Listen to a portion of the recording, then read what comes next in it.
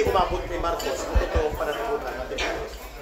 Pero meron pang ano sir, itong pagkinig sa Senado, pinangalanan ng kaya yung lahat ng congressman, pero wala silang pinangalanan na senador. So ano ako sabi ko dyan sa congressman lang at tingin ko kulang yung binabanggit ng mga diskaya.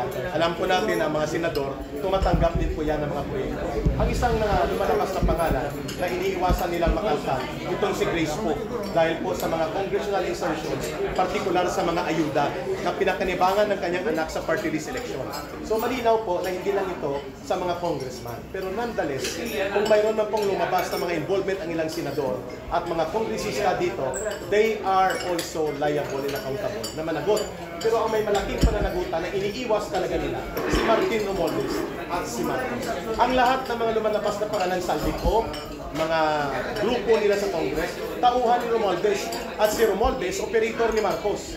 So, 1 plus 1 is equals 2. That's the very simple logic about that. We don't need even to finish the Senate Blue Ribbon Committee to point out kung saan nanggaling ang pinagmulan ng pandarambong sa kaban ng bayan.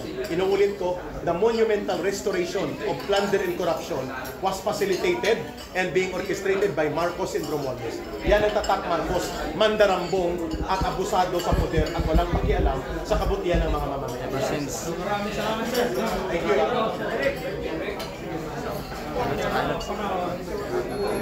Ano?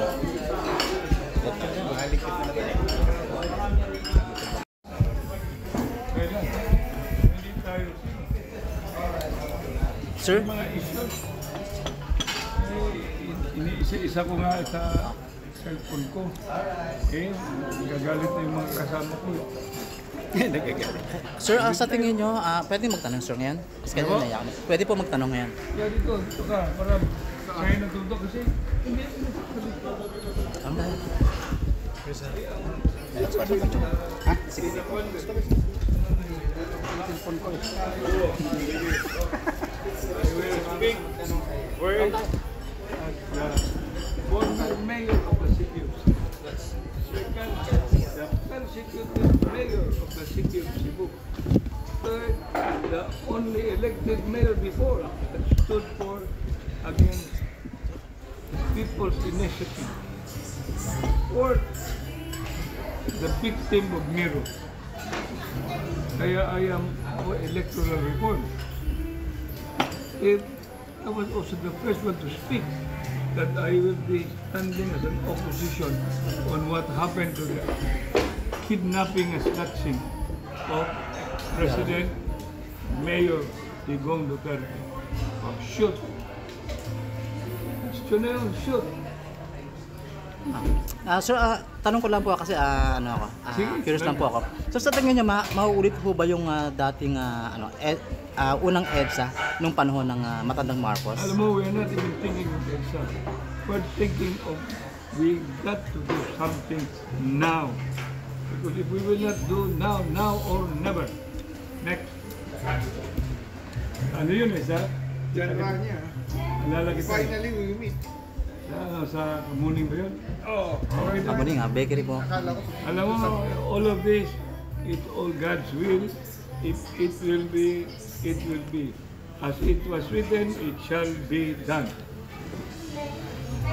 Opo. Sir, sa tingin niyo ba tayo bumalik ulit sa sa corruption? Sa Ano ba? Sa tingin niyo po, bakit po tayo bumalik ulit sa matinding corruption?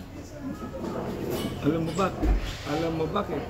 Kasi no matter how you would look at it, if the people would not wish it, then there will be no. Sino man ang bumoboto ng mga kandidato? Mga tao. Sino man binibili ng mga kandidato? Mga tao. Kaya kailangan ang mga tao talaga kung nasa isip nila, yung mga anak nila, yung mga anak nyo, ito na ang panahon. Ito na ang pagbabago. Hindi kayo tatayo, kung mayroong anak, mayroong mga relative, hindi tayo tatayo. Sino? Then ba natin mamamatay na lang tayo, then the cycle will continue. Next. Ma'am. Hindi kaya po yung ginagawa, yung nangyayari ngayon na paglilihis ng mga issue ay parang pinagugulo na rin kasi parang Yes, sinasabi ko kanina, it's just a smoke screen. And then the real issue will, ito na kaya ang dahilan. it will continue.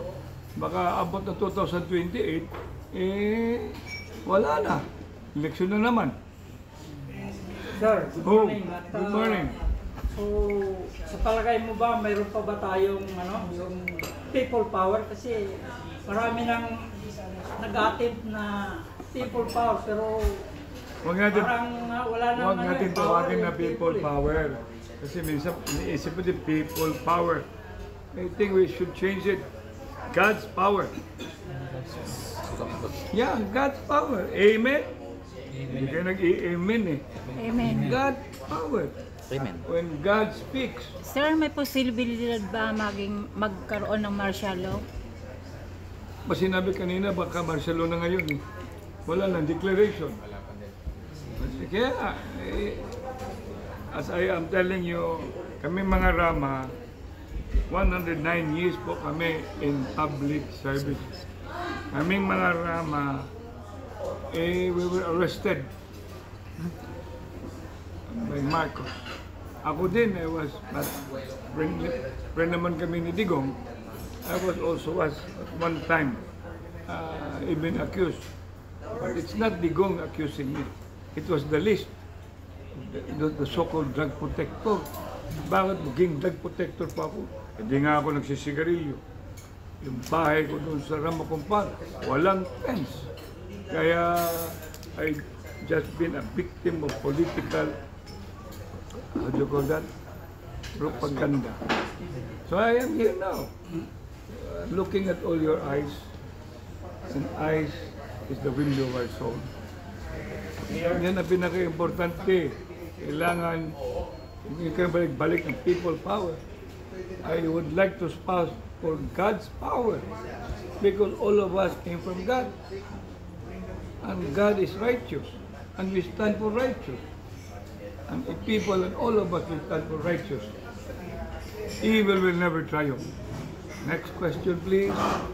Mayor, nabanggit ni Ka-Eric po kanina na magkakaroon po ng malaki ang rally this coming Friday. Pero, I'm not going to be here. I'll be in Davao. pero sir, possible po ba na magkaroon din ng malakihan yung sabay-sabay ang Luzon, Visayas at Mindanao? Yun papunta ko doon kasi sinasabi ng 26 sa Cebu City. Ang mga PDP laban, 6, 7, and 8. Then I will be part of the co-conveners. I will initiate whoever becomes inclusive. And then we will do, kasi nandun na yun eh, yung August 21, nandun na yung basic sectors. It was being launched and called Freedom Movement. We had it already in Cebu. And this is already a continuing thing. Kasi pag hihinto ka, akala naman ng the power that be, okay na. Hindi pa pwede mag-o-okay to, hindi. Sa akin, hindi pwede mag-o-okay. Personally.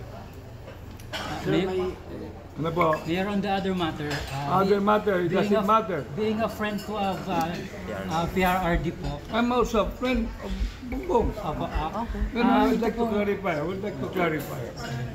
Ito pong, Paruway.